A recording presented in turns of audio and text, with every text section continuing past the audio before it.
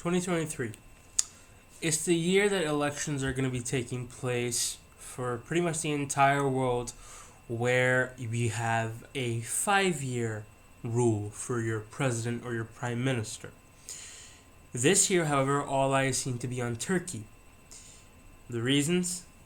Let's get into them.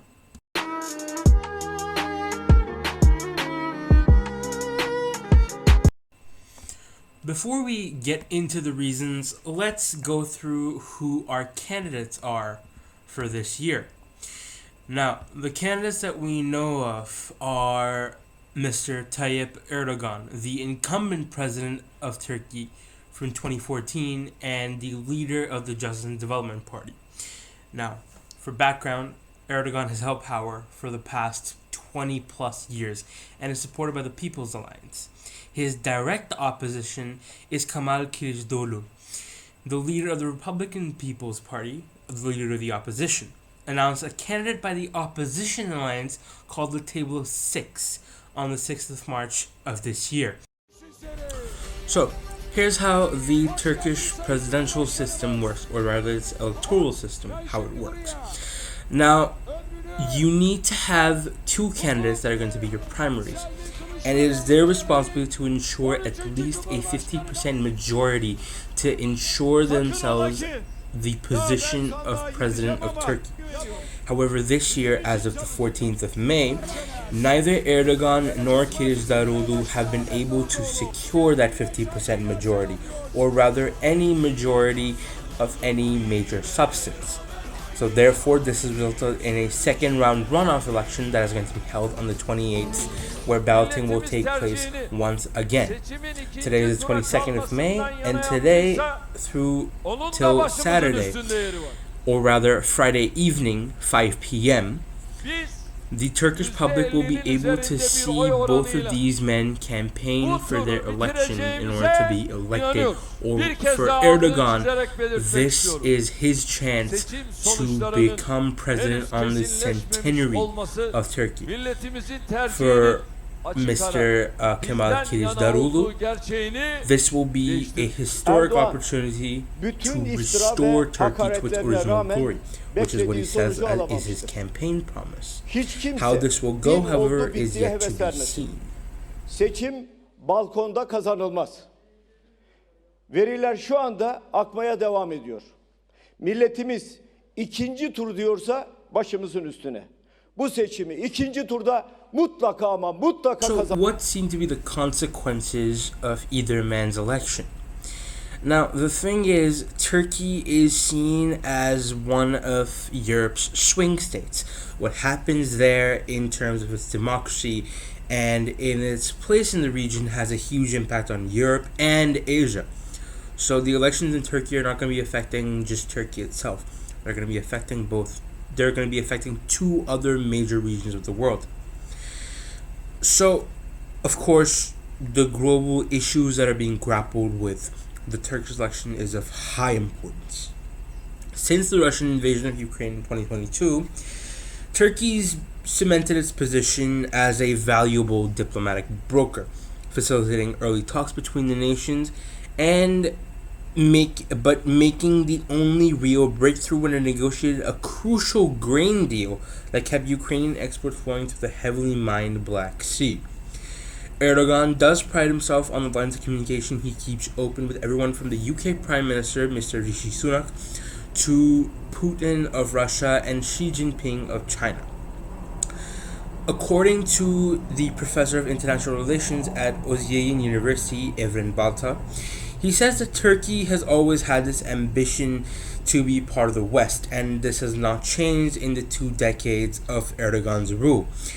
But the international allies themselves have diversified, pursuing what they call, or what he calls, strategic autonomy. The idea that countries can be in alliances or in alignments with more than one country or security umbrella. But this picture is not very rosy. Turkey had problems with the Finnish membership in NATO, saying that it would not support the Swedish membership slowing down Finnish membership and continued to block Sweden, stating that it would not support the Swedish membership until a Kurdish rebel group that was waging an armed struggle against Turkey since 1984 was extradited. A change of president, however, according to the Ankara Policy Center London representative Selin Nasi, may very well be helpful for relations with NATO, as Kılıçdaroğlu has promised to solve the so-called S-400 issue, which is Turkey's use of a Russian missile defense system that the U.S. deemed incompatible with the F-35 jet program. The access to those F-35s for Turkey was removed in 2019, but Mr. Darulu has taken steps to restore that. Under the current circumstances, according to Nasi, Turkey is an ally, but the loyalty commitment to NATO it has is questionable. As at the G20 summit in Bali, they were at the absolute brink of a nuclear war. An emergency meeting was held and Turkey was not invited, displaying the ambiguous position of Turkey within the NATO charter or within the NATO hierarchy. In order to overcome these suspicions, S-400 issue needs to be resolved the sooner the better. And then there's the European Union. Turkey was officially recognized as a candidate for membership in 1999, but the process was stalled in 2016 with Brussels criticizing the Turkish government's record on human rights and democratic freedoms. So, Mr. Kılıçdaroğlu, in response to that, says that they would make a renewed bid to get things moving again. Nur Çevik, the chief advisor to President Erdogan, says not think so, stating that Kılıçdaroğlu is hallucinating. He's seeing dreams. The EU are always putting stumbling blocks in our way to becoming a full member. Mr. Darulu says that after he comes to power, that in 3 months he will create the environment that the European Union would allow Turks visa-free movements, which is a load of baloney. Faik Tune is poetic in his response to that, the deputy chair of the Democratic Party, one of the members of Mr. Kılıçdaroğlu's opposition alliance. I would define the relationship between the European Union and Turkey as an impossible love story.